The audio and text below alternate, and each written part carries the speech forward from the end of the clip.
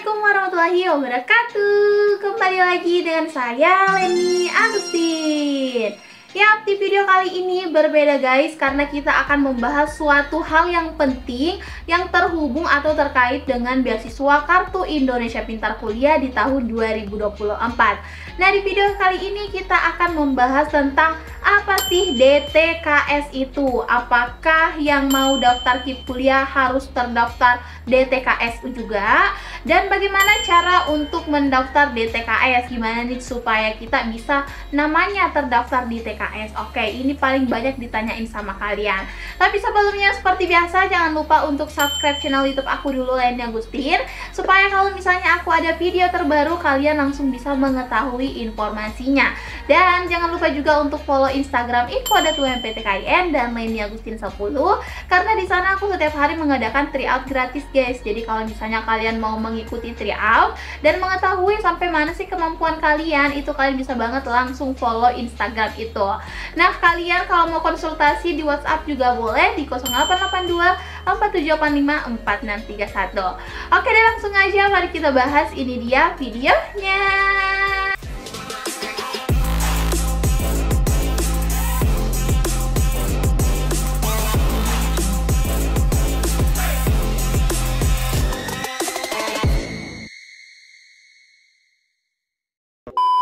Oke guys, nah jadi pertama-tama sebelum aku bahas dulu apakah yang mau menerima KIP kuliah harus terdaftar DTKS, kita terlebih dahulu harus mendalami atau memahami dulu apa sih DTKS itu. Oke, di sini aku udah searching ya informasinya, jadi nggak ada kekeliruan lagi mengenai DTKS. Oke, DTKS adalah Data Terpadu Kesejahteraan Sosial. Nah, itu adalah kepanjangannya ya, jadi kalian nggak perlu bingung lagi apa sih DTKS itu, karena udah aku jelasin di video ini ya. Data Terpadu Kesejahteraan Sosial yang meliputi pemerlu pelayanan kesejahteraan sosial atau biasa disebut dengan PPKS, penerima bantuan dan pemberdayaan sosial, serta potensi dan sumber kesejahteraan sosial atau biasa disingkat dengan PSKS. Nah, DTKS ini memuat 40% penduduk yang mempunyai status kesejahteraan sosial terendah dan dapat menerima BST dan PKH. Nah, jadi udah jelas ya kepanjangan dan pengertian apa dari DTKS. Nah, selanjutnya masuk ke inti poin dari video ini. Apakah pelamar beasiswa Kartu Indonesia Pintar tahun 2024 wajib mendaftar DTKS? Jawabannya adalah tidak wajib. Nah, jadi untuk kalian pelamar beasiswa Kartu Indonesia Pintar Kuliah tahun 2024 itu tidak wajib untuk mendaftar DTKS. Namun, bagi kalian yang sudah terdaftar DTKS itu akan lebih diprioritaskan untuk mendapatkan beasiswa KIP kuliah.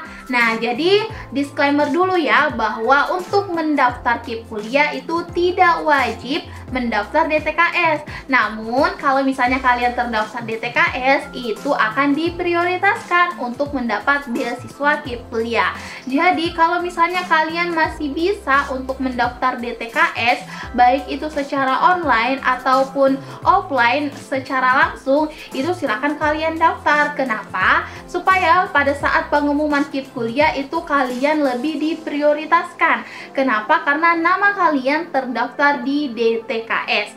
Tapi kalau misalnya nama kalian tidak ada di DTKS, nggak apa-apa, kalian juga masih bisa daftar. Tapi yang ada namanya itu lebih diprioritaskan untuk mendapatkan beasiswa Kartu Indonesia Pintar Kuliah tahun 2024. Nah, selanjutnya aku akan ngejelasin apa sih keuntungan kalau nama kita tuh terdaftar di DTKS. Di sini aku mendapatkan informasi bahwa ada 3 poin keuntungan bagi yang terdaftar DTKS. Yang pertama, kalian berkesempatan untuk mendaftar KIP kuliah di seluruh PTN dan PTS, perguruan tinggi negeri dan perguruan tinggi swasta. Karena ada PTS yang hanya menerima pelamar KIP kuliah yang sudah terdaftar di DTKS aja. Artinya kalau misalnya nama kalian ada di DTKS, itu kalian bisa melamar di kampus PTN PTN sama PTS, karena katanya di PTS ini perguruan tinggi swasta itu hanya ada yang menerima kalau misalnya dia udah daftar di DTKS. Makanya kalian beruntung banget kalau misalnya nama kalian ada di DTKS. Keuntungan yang kedua yaitu gratis biaya tes UTBK SNBT tahun 2024. Pelamar KIP kuliah yang belum terdata di DTKS wajib membayar 200.000 untuk tes UTBK SNBT. Artinya kalau nama kalian udah terdaftar di DTKS dan mau mendaftar KIP kuliah, terus kalian mau mengikuti nih jalur SNBT atau UTBK tahun 2024, itu kalian gak membayar sepeser pun alias gratis ya. Tapi kalau misalnya kalian nama kalian gak ada terdaftar di DTKS, itu kalian wajib membayar sebesar Rp200.000. Nah, keuntungan yang ketiga yaitu jika kuota KIP kuliah di kampus tujuan sangat terbatas, maka pelamar KIP kuliah yang terdata di DTKS masuk prioritas utama penerima KIP kuliah skema 1 atau mendapatkan biaya hidup dan biaya pendidikan. Nah, artinya kalau misalnya ada dua peserta nih yang mendaftar KIP kuliah, antara yang terdaftar di DTKS sama yang tidak terdaftar di DTKS. Nah, semisalnya nih di suatu kampus itu hanya terbatas penerima KIP kuliah yang diterima. Nah, yang diterima itu namanya yang terdaftar di DTKS karena dia diprioritaskan. Makanya nih teman-teman, aku saranin kalau misalnya kalian mau daftar KIP kuliah, itu kalian sebisanya untuk daftar DTKS dulu. Kenapa? Karena itu lebih diprioritaskan untuk mendapatkan beasiswa KIP kuliah. Next, gimana sih Kak cara mendaftar DTKS? Nah, jadi di sini aku temukan ada 4 cara untuk kalian mendaftar DTKS. Yang pertama yaitu cek ke desa atau kelurahan atau ke dinas sosial terdekat di rumah kalian. Desa atau kelurahan dan dinas sosial memiliki aplikasi SIKSNG yang secara valid bisa dipergunakan untuk mengecek data nik kalian sudah terdaftar di DTKS atau belum. Nah, jadi yang pertama kalian harus mengecek dulu di kantor kelurahan atau kantor desa kalian atau dinas sosial yang paling dekat lah dengan wilayah kalian. Nah, kalian cek terlebih dahulu karena mereka di sana ada aplikasi tertentu untuk mengecek apakah nama kalian sudah terdaftar di DTKS atau belum. Kemudian yang kedua, kalian juga bisa mengecek secara mandiri di cekbansos.kemensos.go.id. Nanti aku tulis aja linknya di bawah ya. Kunjungi website tersebut dan isikan data nama kalian secara lengkap. Jika nama kalian muncul maka terdata di DTKS. Jika tidak muncul maka belum terdata di DTKS. Jadi kalian silakan aja langsung masuk di linknya, nanti aku tulis di bawah. Kalian masukkan nama lengkap kalian dan data-data kalian. Kalau misalnya ada, berarti nama kalian udah terdaftar di DTKS. Tapi kalau misalnya belum ada, berarti nama kalian belum terdaftar di DTKS. Cara yang ketiga, kalian juga bisa menggunakan aplikasi Cek Bansos. Kalian bisa mendownloadnya aplikasi Cek Bansos ini di Play Store atau di App Store. Jadi kalian silahkan download aja di HP kalian untuk mengetahui apakah kalian udah terdaftar di DTKS atau belum. Kemudian yang keempat, ini khusus untuk yang berada di wilayah Jakarta ya. Kalian bisa memasuki website siladu.jakarta.go.id. Nah, di sana kalian tinggal memasukkan nik kalian, terus kalian cek apakah nama kalian ada di DTKS atau tidak ada.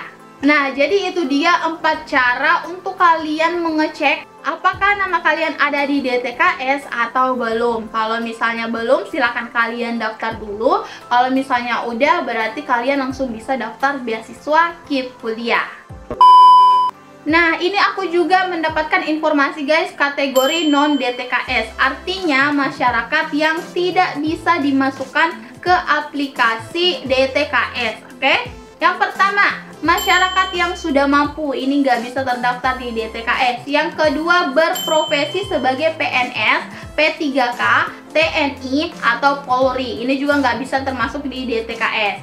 Yang ketiga, pensiunan PNS atau P3K atau TNI atau Polri. Yang keempat, keluarga PNS, P3K, TNI, Polri. Yang kelima, pendamping sosial. Yang keenam, kepala dan perangkat desa. Yang ketujuh, memiliki penghasilan yang bersumber dari APBN dan APBD. Yang kedelapan, tenaga kerja yang memiliki penghasilan di atas upah minimum kabupaten atau provinsi. Nah, jadi itu adalah orang-orang yang tidak bisa dimasukkan ke aplikasi SIKSNG untuk diusulkan di DTKS.